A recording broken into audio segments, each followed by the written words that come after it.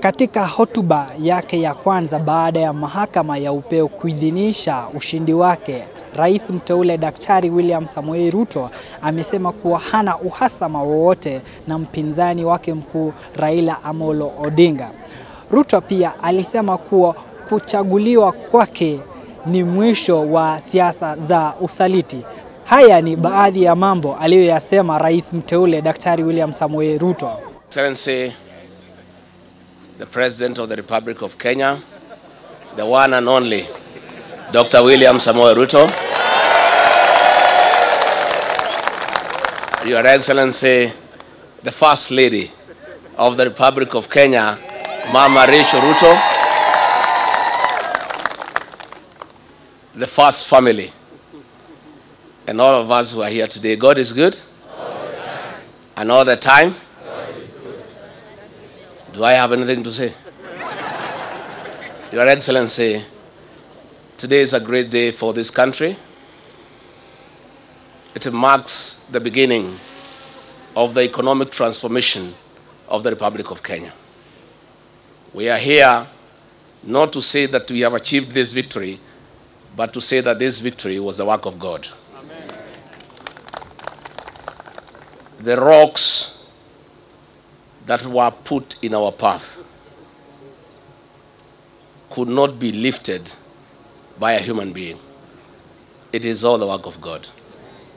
And I must say that we have seen the heart of God all through for the last 4.5 years. It's been a long and tedious journey. Against all the odds, against serious mobilization and weaponization of the state machinery. Today, the son of an ordinary Kenyan whose father and mother are not known is the President of the Republic of Kenya. We thank God. I remember last year, we attended a church function at 7 a.m. somewhere in Kenya. And there was an evangelist from Nigeria, and he tried to explain to us why our outgoing leader had abandoned William Ruto. And he told us not to worry. It was all God's doing, so that when he becomes president, no man can say he made you king. Therefore, we give glory to God, and we thank the people of Kenya for what they have done for their country. This is a great country, and Kenya has no problem. The problem of Kenya is one of leadership. Once you put the right leadership into place, this is a beautiful country with very resourceful and hardworking people. All you need is to create the right environment for the people of Kenya to prevail. And I have no doubt, agreeing with the rest of Kenyans, that the men we have put into office, Dr. William Ruto, is up to the task. So, Your Excellency, mine is with a lot of humility to assure you that myself and the team under you, we shall give you the necessary support so that you can pretend over the transformation of this beautiful country. We shall work day and night, but I must admit that though we may not be able to be as hardworking, to be as zealous, to be as passionate as you are, we'll give it our best shot. And I want to urge all our colleagues in this struggle, those who have been persecuted, those who have wounds, please, let this victory heal all our wounds. And let us get to work. We have work to do. We are inheriting a dilapidated country with a 10 trillion public debt. We are inheriting a country with 6 million young people who have no jobs. We are inheriting a country with 14 million Kenyans in CRB. We have work to do. And let nobody cheat you that it is easy. We have to work from day one. So let bygones be bygones, and let all those who are against us, we invite them to join us. We build this country together. We have nothing against anybody because we are Kenyans and we are good people.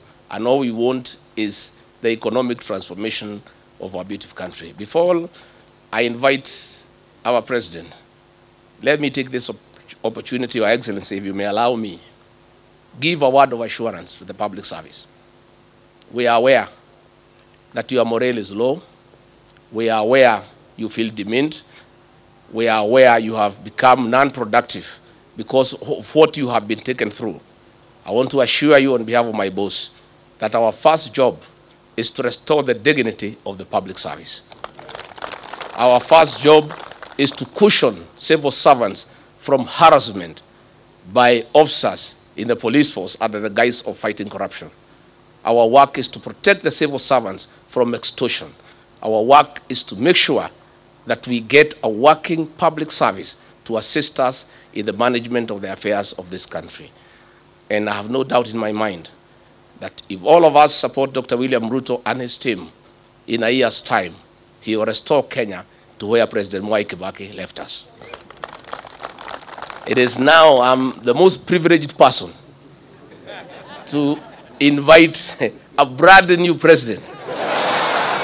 So join me in inviting the President of the Republic of Kenya, Dr. William Samoei Ruto. Ya team ya Kenya Kwanza, tunamshukuru Mungu kwa sababu ya kutupatia ushindi. Hii ushindi si ya William Ruto na Gachagua, ni ushindi wa mamilioni ya Wakenya walioamka asubuhi na mapema kupiga kura ili hata na watoto wao waweze kupata nafasi ya kuwa na ndoto ya kuwa viongozi katika taifa letu la Kenya. Nimesema vile vile ya kwamba tunawashukuru wale wote, hasa IEBC ambayo ilisimamia uchaguzi katika taifa letu la Kenya.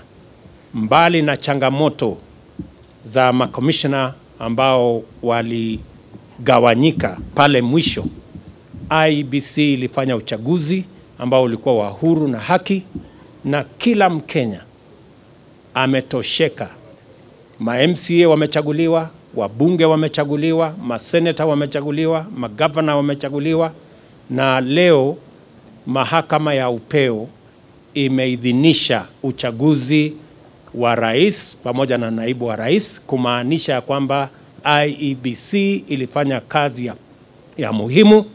Na nimesema shujaa wa uchaguzi huu ni Wafula Chebukati na makamishna waliohakikisha ya kwamba uchaguzi huu haujapatilishwa na watu ambao walikuwa na njama ya kuharibu uchaguzi wetu.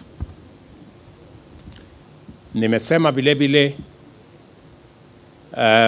tutapata nafasi kama viongozi kuongea na rais wetu ambaye anaenda kustaafu ili tuweze kupanga mambo ya kukamilisha succession kwa njia na taratibu ambaye iko na heshima.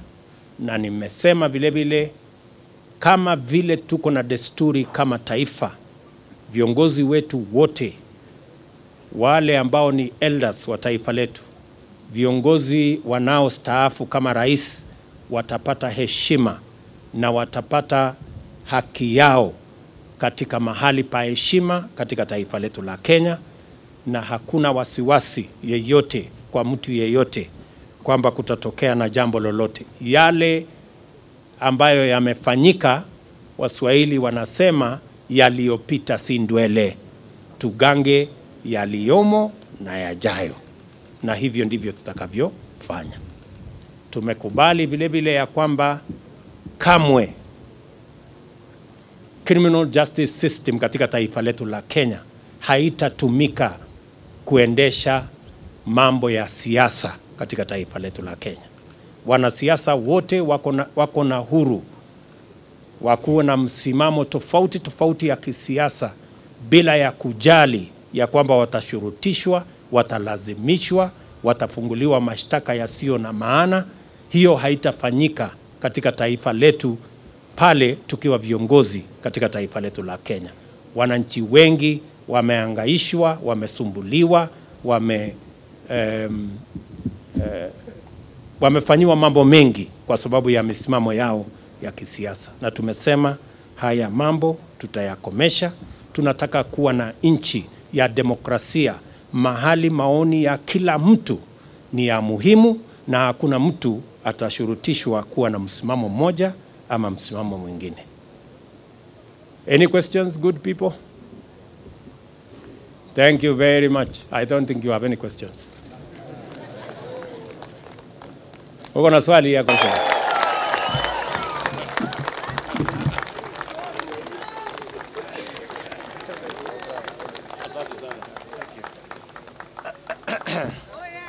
Asanteni sana. Tafadhali tuketi chini.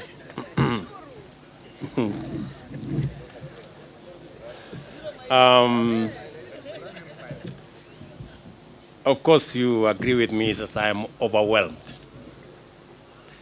This is a moment like no other. And let me first take this opportunity to thank the Almighty God. Yes, it is God. I say it is God. Without God, we wouldn't be here. I have gone through many difficult situations, but because of God, we are here today to celebrate that today the people of Kenya have made a choice, and that choice has been confirmed by our judiciary. Let me first and foremost say we are truly grateful as a team, as the Kenya Kwanza team. We are grateful to God because we have come a long journey. We have worked hard.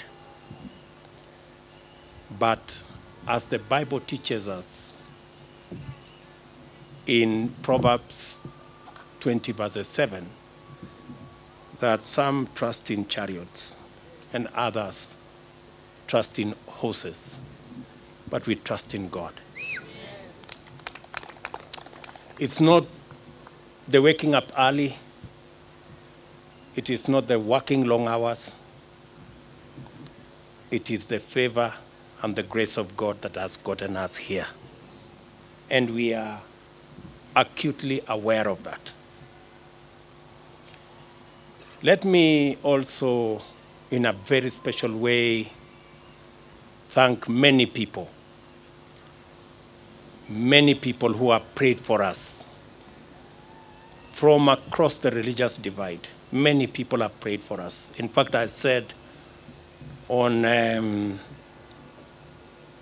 the day I was given the certificate, I said, we were prayed into victory.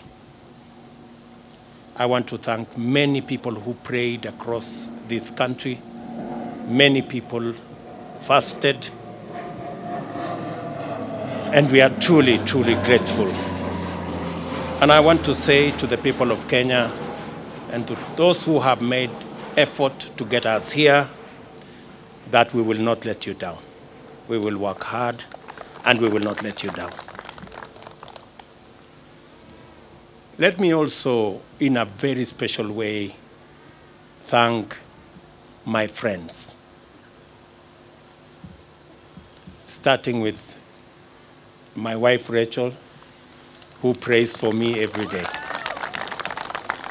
Before I leave the door from that house behind me, she always holds my hands and prays for me. And my children, for believing in me and always encouraging me. Very special thanks goes to my friends seated here, the people we started this journey with, under very difficult circumstances. I know many of you have suffered because of being my friends. Many of you have been taken to court. Many of you have been harassed, your children, members of your families. The only crime is that you chose me as a friend. I don't take it for granted that you are my friends. We started with many of you who are formerly members of Jubilee. You know what happened to us. I do not want to say. But we believed in a better Kenya. We believed in a freer, more democratic, more rational Kenya. Along the way, many brothers and sisters joined us from other political parties. I want to also say a very big thank you to them. They gave momentum to our journey. And I want to say asante sana.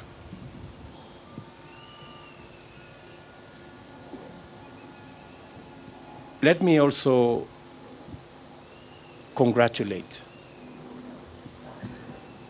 and recognize and appreciate the people of Kenya who believed in us.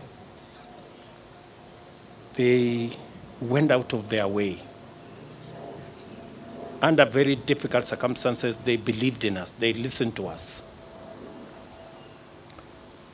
You know, the legendary Mama Mboga and Boda Boda guys, they are the heroes of our campaign. They defined this election. They were the embodiment of our quest for a better economy for our Kenya, for our country. The millions of Kenyans who believed in us. Today, by voting for me, the millions who woke up early to go and vote, they have not only voted for me, but they have opened doors and gates for their own children in every village, in every neighborhood, knowing very well that their children as well can become leaders. And every child is free to dream, and every child is free to aspire to any office. And working hard, believing in God, they can get wherever they want to go. I think my election opens possibilities for all our children, irrespective of their background, irrespective of where they come from, irrespective of their financial status. But this afternoon, with the unanimous decision of the Supreme Court of Kenya, our lengthy, suspenseful, and protracted election has come to an end. My fellow presidential candidates and I made our respective cases before Kenyans and submitted ourselves to their sovereign decision at the ballot. After the results of the vote were declared, it was taken up before the Supreme Court for scrutiny to make sure, beyond all doubt, that the will of the people had prevailed. The court returned its verdict, and I welcome it with tremendous humility. I salute the judges of the Supreme Court who have performed their duty with utmost fidelity to the Constitution.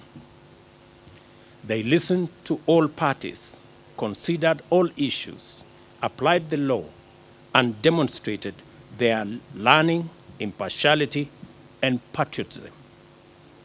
Their professionalism has elevated the stature of the judiciary, enhanced the place of petition process in legitimating election results as the true reflection of the people's decision, and afforded the nation an opportunity to reflect. It also afforded the nation an opportunity to debate and to come to terms with the implications of the last general election. I do not take this for granted, and I thank the judiciary in general and the Supreme Court in particular for staying strong as the shining beacon of constitutionalism and the rule of law, even in the most daunting of circumstances. And you know what I mean. The Supreme Court scrutinized, examined, and dissected and tested the declaration of the Independent Electoral and Boundaries Commission against the high standard established by the Constitution. The decision vindicated the Commission's effort to go all the way and deliver an election that exceeded public expectation and fully met the constitutional threshold of a secure, transparent, free, fair, and accountable election. The return of a unanimous decision on all the 9 issues confirms the fidelity of the IEBC to both the law and the Constitution. I therefore commend the Commission for their noble achievement at tremendous and regrettable cost to serve the people of Kenya by ensuring that their sovereign will is upheld. As I do that, we are all aware that there are men and women who lost lives in this election when they shouldn't. There was blackmail, threats, intimidation, and all manner of attempts to subvert the will of the people. The IEBC stood firm. The judiciary has vindicated the IEBC. This appreciation takes us to the point of proper appreciation of the just concluded legal process. Many of our supporters were a little unhappy about the delay, and some might have been tempted to impute bad faith in the petitioners who they saw to be taking advantage of the law to frustrate their wishes as expressed through the ballot. A lot of this anxiety is the result of long-standing suspicion of national institutions, especially when political contestation is involved. The Constitution of Kenya 2010 has done a lot to create comfort in institutions and the rule of law, and we continue to make encouraging progress on the path towards becoming a higher trust society, standing fully on its constitution. It was therefore perfectly legitimate for the petitioners to go before the Supreme Court to have their questions answered, doubts assuaged, and fears allayed. By exercising their constitutional right to take advantage of opportunities to establish the truth, the petitioners tested the result and inscribed upon it the highest stamp of judicial, legal, and constitutional approval. Our electoral and judicial institutions have won, and the Constitution has asserted itself and prevailed. My esteemed competitors now have a credible basis on which to consider the outcome, and we are vindicated by the choice of the people of Kenya. The court's decision completes the loop of institutional stewards of the rule of law, entrench our Constitution, and express the sovereign will of the people who have articulated themselves quite eloquently, directly, and through their constitutional institutions. I congratulate all patriotic Kenyans who presented themselves as presidential candidates. It is not an easy decision, and a national campaign is not a walk in the park at best. I want all of you to know that your effort is acknowledged and deeply appreciated. Wahiga Mwaure and Ruth Musheru, George Wajakoya and Justina Wamai, the Honorable Raila Odinga and the Honorable Martha Karua. May the spirit of love for country and selfless service lie long in your hearts, and may Almighty God always remember you. Competitive electoral politics can make and has made our politics an arena utterly devoid of grace. This fills the life of political candidates with loneliness, worry, and exaggerated sense that the stakes are do or die, and elections therefore matters of life and death. It poisons political competition, exterminating the sporting spirit which unites winners and losers by enabling them to access the grace to define their relationship in terms of what they share and not what divides them. Democracy is expected to unite a people, strengthen their society, and improve their institutions, and must not become an acrimonious, fearful, and desperate enterprise. We offered alternative visions and missions and submitted to the sovereign decision of the citizens of Kenya. We are only competitors, not enemies. We vied to unite and strengthen Kenya, not to divide and weaken it. I therefore consider all of my competitors to be my worthy compatriots. Kenyans are united in the quest for a better society that is kinder to its children, gentler on the vulnerable, respectful of their rights, and committed to serving them. Those who voted for me, as well as those who voted for my competitors, want the same thing for themselves and for their children. I honor this aspiration, and I am committed to do and to rise up early, work hard all day, every day, so that we can realize it together. My deputy and I and the Kenya Kwanza team pledge to make Kenya a country of everybody and everyone. My administration shall do justice to all, regardless of their social status, religion, ethnicity, gender, whether they voted at all or whom they voted for. I therefore extend a hand of brotherhood to all my competitors and to all their supporters. We are not enemies, we are Kenyans. Let us unite to make Kenya a nation where everyone shall be proud to call home. My administration will recognize in full the now established tradition of honoring our leaders who have served this nation and shall not in any manner interfere with their privileges and their entitlements in retirement. They are revered elders of our nation who deserve respect at all times. It is now time for us to prepare for the day when we wake up to the momentous duty to serve Kenyans. Let us all reflect on our contribution and look forward to build this country and nation together to achieve the glory of Kenya, express its heritage and splendor, and fill every Kenyan heart with thanksgiving. As I said earlier, the hero of our campaign is the legendary Mama Mboga and Boda Boda.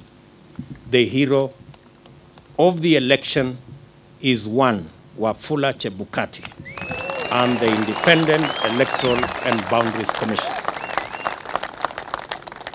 And the hero of our democracy and the rule of law and constitutionalism is our judiciary.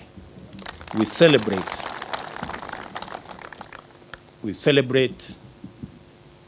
all Kenyans, and I pledge and commit to work as the Kenya Kwanza team in making sure that we take Kenya to the next level. I will be making a much more comprehensive statement further down the road. I thought I should recognize everybody who has made a contribution towards this success today. As I said, it's not about me and my good brother Gachagua and the leaders who are here. It's about all millions of Kenyans who have made a contribution to us getting where we have. I will shortly be putting a call to my good friend, President Uhuru Kenyatta.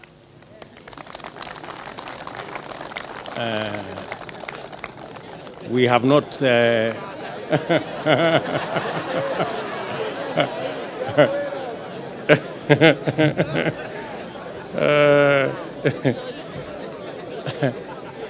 we have not, I haven't talked to him in months.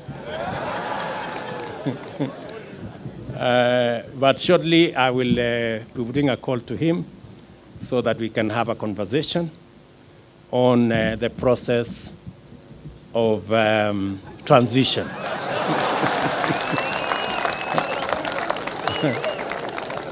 Yeah. Yeah. I know he worked hard in his in his own way, but the people of Kenya have made a decision. And we have absolutely no issue with the democratic choices of any Kenyan. You remember I said earlier, when I chose to support Uhuru Kenyatta, I did not give him conditions that he must support me. I have made that very clear. So I take no offense at all that he decided to choose and support somebody else. And therefore, we will remain friends as we have been in the context of where we are. And, and we look forward to building on the foundation that's already there in the many issues that I worked with him, and be able to take Kenya to the next level in the many things that we would have wanted to do that we did not do. We are a very responsible people. Government is a continuous enterprise, and we will complete all the projects that have not been completed, as we have said, and we will build on that foundation the programs that we have committed to the people of Kenya, and we will hit the ground running because we are aware of what we need to do. I will also be putting a call to my worthy competitors, beginning with Raila Odinga, my worthy competitor, with his Azimio team, so that we can begin to contextualize how we are going to work together for the people of Kenya. Those of us who will be working from the executive, and the Azimio team who will be working from the opposition.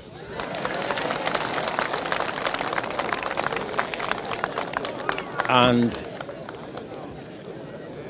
as I committed to the people of Kenya, I believe in the rule of law. I do not believe in the handshake stories. I believe in an accountable government held to account by a responsible opposition. That is how Kenya is going to move forward. And so I look forward to a conversation on how they will hold us to account and make sure that we deliver on the commitments that we have made to the people of Kenya, and public resources are put to good use in an accountable manner, and so that we can reap the benefits of what the people of Kenya have done in electing us into office. We will then be working with all the other people as we get down to doing what we committed to the people of Kenya that we do. I know there is huge expectation. Many people are texting me and asking, when is the Hustler Fund going to be launched? Many people are asking me, many farmers want to know when subsidized fertilizer will be available so that they can get on with the journey or with the business of growing food for us so that we can reduce the cost of living. Many farmers are asking when we are going to begin the journey on agro-processing and value addition. Many people across Kenya want to know when we are going to begin our housing program.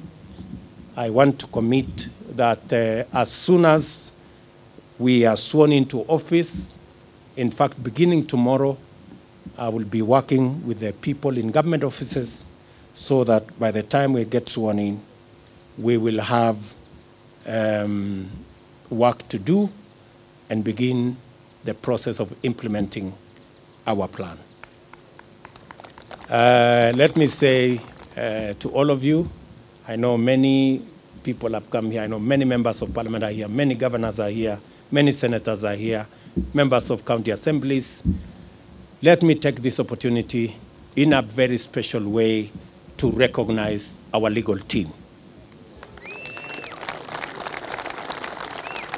led by Senior Counsel Fred Ngatia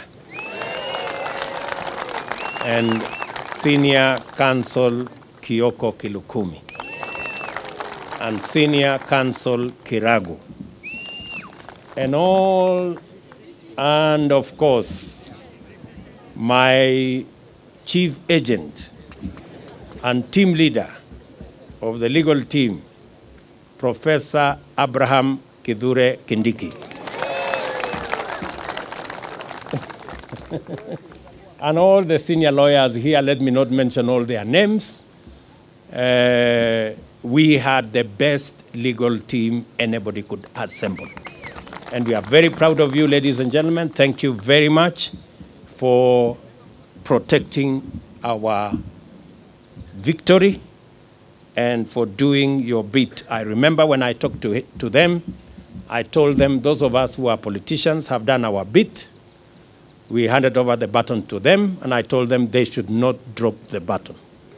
And they brought it home in one piece, and we want to celebrate them. Tuwapige makofi jameni hawa makofi. Let me also say, for good record, that these great men and women, our legal team, volunteered their services for free.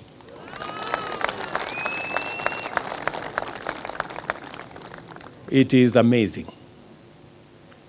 that they said this is a patriotic duty they are doing for their country. And they were going to donate their time, their intellect, their professionalism to make sure that they do that is what is right for Kenya. Ladies and gentlemen, I sincerely appreciate on behalf of the Kenya Cancer team your sacrifice, your contribution, and your commitment to this journey. Asanteni sana. Of course, there are many volunteers.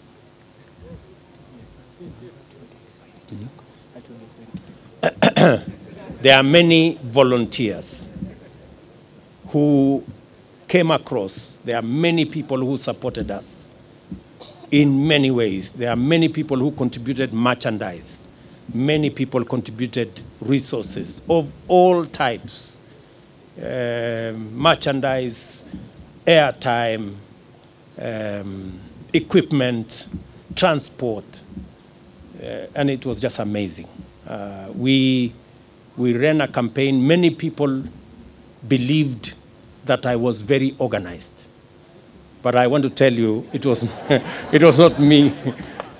Everybody made a contribution. That's why the whole thing looked seamless. We didn't have to push nobody to do nothing. Everybody did what they were supposed to do without asking. So I want to say thank you very much to our team. I want to announce that this marks the end of the politics of deceit and the politics of betrayal and the politics of conmanship. Anything against the President of Kenya. When our good friend Raila Odinga retires also, we will give him the respect he deserves as a Kenyan leader who has made a huge contribution to the democracy of our nation. And every other leader that deserves respect. So to all our friends out there, we want to grow a nation. We want to build a society that is based on the rule of law and respect for our elders. So let me leave it there for now. The rest of the things we are going to say, I will take maybe 1 or 2 questions so that we can conclude this press conference. Na nitasema kwa Kiswahili, nitajibu maswali kwa Kiswahili. Si tumekubaliana? Kama mnataka niseme Kiswahili kidogo, nimesema ya kwa As I have said 2 things. We are a democracy. And in a democracy, the majority have their way, the minority have their say. Number 2, I have said here, the administration we are going to run is the administration that is going to serve all Kenyans, irrespective of whether they voted at all or whoever they voted for. We are going to serve the people who voted for us and those who did not vote for us, because we are going to run the government of Kenya. And the government of Kenya is going to be the government of Kenya for all Kenyans. So they have absolutely nothing to worry. Nothing to worry. We are going to serve all Kenyans equally. Nikiripotia Ayo TV kutoka Nairobi, langu jina ni Ronald Sang.